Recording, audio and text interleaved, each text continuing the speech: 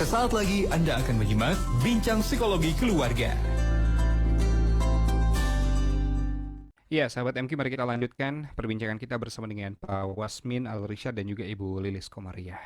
Tinggal 5 menit lagi sebetulnya. Ada beberapa pertanyaan yang masuk, tapi kita coba jawab dulu nih. Yang tadi sempat disinggung oleh Pak Wasmin, barangkali. Silahkan. Ya, tadi ada anak yang bertanya bagaimana Pak Wasmin untuk menghadapi orang tua yang tidak memahami hobi kita, bakat kita gitu. Ya. Dia pengennya malah kita menggeluti yang lain. Contohnya apa? Saya tanya. Passion saya itu di fashion. Nah, makanya tadi ingat fashion sama Nah, itu passion. dia. Harus dibedakan. Jadi ingat anak laki-laki passionnya di fashion. Gitu. Jadi dia ngedesain gitu, fashion gitu. Tapi bukan di desainnya sebetulnya, lebih ke fashionnya gitu. Oh ya. Nah, saya pandu dia dengan kalimat ini. Sebetulnya orang tua itu tidak suka dengan passion Anda di fashion ini, lebih pada fashionnya atau akibat-akibat sampingan dari situ. Contoh misalnya, dia masih belum ngerti itu. Contoh, beberapa orang tua nggak suka kalau anaknya jadi anak band. Sebetulnya nggak suka bandnya, atau nggak suka kehidupan sekitar band yang cenderung lebih dulu ya, kalau dulu nggak tahu sekarang lebih bebas, pergaulan campur aduk laki perempuan, kadang-kadang malah ke arah minum, ke arah malam sampai bangun subuhnya nggak dilakukan gitu. Nah, sebetulnya lebih nggak suka bandnya atau tadi tuh lingkungan efek-efek samping dari band itu. Nah, dia jawab, iya sih kayaknya lebih tidak suka bukan pada fashionnya, tapi lebih pada sampingan-sampingan dari situ, dunia fashion itu memang seputar itu. Apalagi dia aurat laki-laki. lah, apalagi dia laki-laki gitu kan. Kalau laki-laki di fashion langsung citranya kan langsung ke arah melo, gimana laki-laki yang melambai gitu kan. Iya. Ya berarti kalau begitu, bagaimana cara meyakinkan orang tua? Pastikan Anda terlihat setiap hari konsisten tidak memasuki wilayah-wilayah itu tadi. Apa contohnya? Misalnya aurat, percampuran laki dengan perempuan, kehidupan yang tidak islami, terus melalaikan tugas, Anda malah tambah rajin tilawahnya, rajin ibadahnya, tetap maco, saya bilang gitu. Nah, kalau kamu lakukan itu berulang-ulang sampai orang tua yakin ini anak saya serius banget nih, dan nggak ada masalah kok dengan ibadahnya, nggak ada masalah dengan penampilannya, nggak jadi melambai gitu, dan dia tetap menjaga ini hijabnya, maksudnya dengan perempuan gitu, tidak ada campur baur gitu ya. Nah, kalau kamu bisa meyakinkan itu, saya pikir orang tua nggak akan masalah dengan hobi kamu di fashion, saya bilang begitu. Nah, itu jawabannya. Nah, sekarang kita sebagai orang tua juga harus melihat tuh ke anak. Betul. Iya, itu Kang Zikri. Baik, alhamdulillah ya. Jadi menarik proof ya, atau bukti-bukti bahwa kita bisa mengatasi kekhawatiran dari orang tua kita. Ada garansi. Ada garansinya, oh betul, jaminannya nih ya. Terima kasih banyak nih Pak Wasmin, Bu Lilis. Itu tips ya bagi Anda sahabat MG yang masih ingin meyakinkan kepada orang tua Anda tentang passion yang Anda miliki. Baik, ini ada beberapa pertanyaan nih Pak Wasmin, Bu Lilis, dari sahabat kita. Ini sambungan dari yang tadi sebetulnya.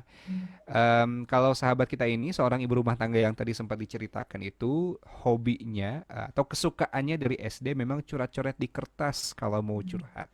Saya tidak tahu nih maksud coret-coretnya itu menulis mungkin ya, karena sahabat kita ini cenderung introvert katanya. Menulis. Dan sahabat kita juga sedang coba lagi nulis serius, tapi ya itu deadline-nya tertunda terus karena seabrek pekerjaan di rumah nih, Bu Lilis. Nah, berarti kalau itu nanti ada kaitannya dengan manajemen waktu. Jadi jangan sampai misalnya itu tuh saka-samper, ya kapan aja lah gitu. Iya. Ya, tapi emang masuk ke target-target harian. Jadi dalam sehari ini saya harus menulis misalnya 1 lembar atau apa gitu, dipaksakan. Baik itu kondisinya riweuh, kondisinya riweuh itu ya bahasa Indonesianya itu lagi ribet lah ya. lagi ribet misalnya, atau kondisi santai, itu harus ada jadi target gitu. Jadi jangan ya udahlah nanti aja kalau udah beres gitu. kayak misalnya kayak nabung itu kan, nabung itu bukan nanti kalau ada sisa dari pendapatan kita nabung, ternyata nabung itu harus di awal kan, kayak infak itu harus di awal gitu, baru nanti sisanya untuk kebutuhan. Nah itu juga begitu, jadi harus ada target gitu. Hari ini nggak harus, yang paling bagus itu kan pola konsisten ya, jadi nggak harus banyak. Kayak misalnya dulu anak saya silakan 1 tahun ini mengerjakan untuk UN, dulu waktu ada UN ya, 1 hari misalnya 5 soal atau sampai 10 soal.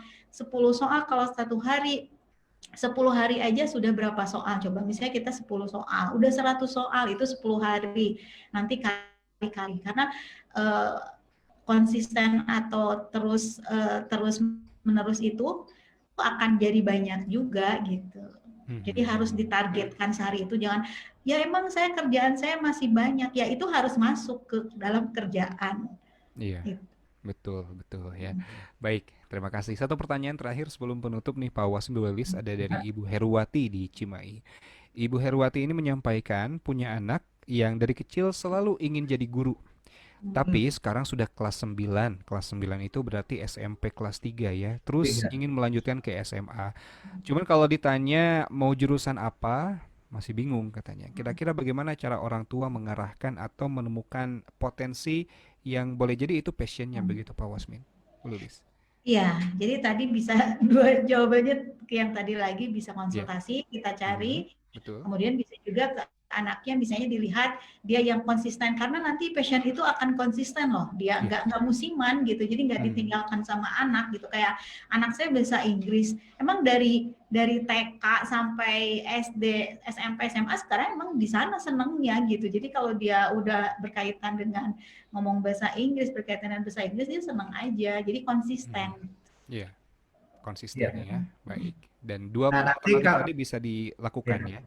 Nah nanti kalau sudah ketemu, sudah les dan konsisten, memang di guru masih bingung milih jurusannya, itu dengan teknik coaching, coba cari jurusan apa yang nanti lebih akan berprofesi ke guru, kampus mana jurusan tersebut ada. Jadi nyari jurusannya baru nyari kampusnya gitu. Jangan terlalu didikte juga, padahal di kotak kita udah tahu kampusnya ini kalau mau jadi guru kan. Iya ya, sebetulnya. Tapi kalau di coaching artinya biar dia mencari sendiri itu, menemukan sendiri kampusnya mana. Dan biasanya hasil pencarian itu ada kepuasan dan keyakinan tersendiri ya Pak Wasim Lulis. Iya, nanti. Betul. Puasan. Alhamdulillah. Baik, itu barangkali Pak Wasim Lulis untuk hari ini. Sebagai penutup, apalagi nih yang perlu ditegaskan tentang passion and action ini? Ya, jadi kalau Anda ingin tahu passion dengan lebih cepat, silakan ikuti talent mapping test. Nanti bisa dengan hubungi ke 0811-225-002. Tapi kalau tidak mau ikut tes, bisa juga langsung dengan action. Lama-lama nanti menemukan juga ya. Ciri-cirinya tadi sudah kita sebutkan, ciri-ciri bahwa ini passion atau hobi ya gitu. Kalau passion kita sudah langsung mulai konsisten di sana dan ngasih modal dikit lah untuk situ. Lama-lama nanti akan menghasilkan uang dari passion itu. Nah, itu dia ya. Dan yang pasti jangan diam terus. Ya, kalau dia menunggu ya nggak akan datang penemuan. Penemuan itu dicari ya, dicari. Betul. Alhamdulillahirrahmanirrahim. Baik, mudah-mudahan bermanfaat nih. Apalagi bagi Anda yang sedang bingung bedain passion dan juga hobi, tadi sudah jelas ya. Baik, alhamdulillah Pak Wasim Lulis, terima kasih banyak. Tadi sudah ada beberapa agenda yang bisa diikuti oleh sahabat MK di akhir tahun ini ya. Ya, di akhir tahun ini digelar lagi Hypnotherapy Certification Workshop. Offline ya, soalnya ada beberapa tanya online, offline. Sudah mulai kita offline dengan new normal ya. Ya, kita pakai tetap protokol, alhamdulillah aman sejauh ini.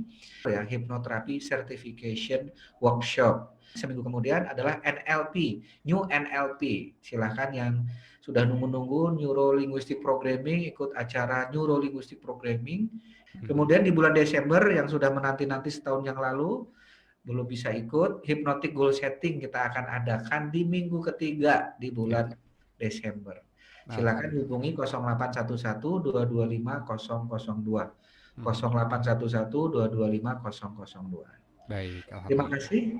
Sama-sama Pak Wasim Lulis dan selamat kembali beraktivitas. Assalamualaikum warahmatullahi wabarakatuh. Waalaikumsalam warahmatullahi wabarakatuh.